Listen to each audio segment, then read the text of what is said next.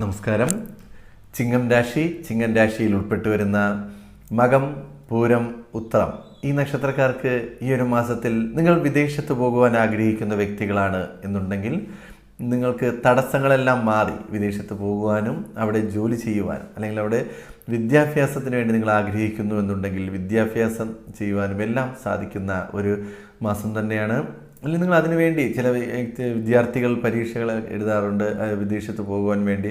ഈ ഒരു മാസത്തിൽ ആത്മാർത്ഥമായി പഠിച്ചുകൊണ്ട് ഭഗവാനെ പ്രാർത്ഥിച്ചുകൊണ്ട് നിങ്ങൾ ആ പരീക്ഷകളെല്ലാം എഴുതി കഴിഞ്ഞാൽ നിങ്ങൾക്കതിൽ വിജയം കൈവരിക്കുവാനും അല്ലെങ്കിൽ വിദേശത്ത് പോയി പഠിക്കുവാനും അല്ലെങ്കിൽ അവിടെ ജോലിക്ക് പോകുവാനും എല്ലാം സാധിക്കുന്ന ഒരു മാസം തന്നെയാണ്. ആത്മാർത്ഥമായി പഠിച്ചുകൊണ്ട് മുന്നോട്ട് പോവുക. വിദ്യാർത്ഥികൾക്ക് ഒരുപാട് നേട്ടങ്ങൾ ഈ ഒരു മാസത്ത് നേടിയെടുക്കുവാൻ സാധിക്കും.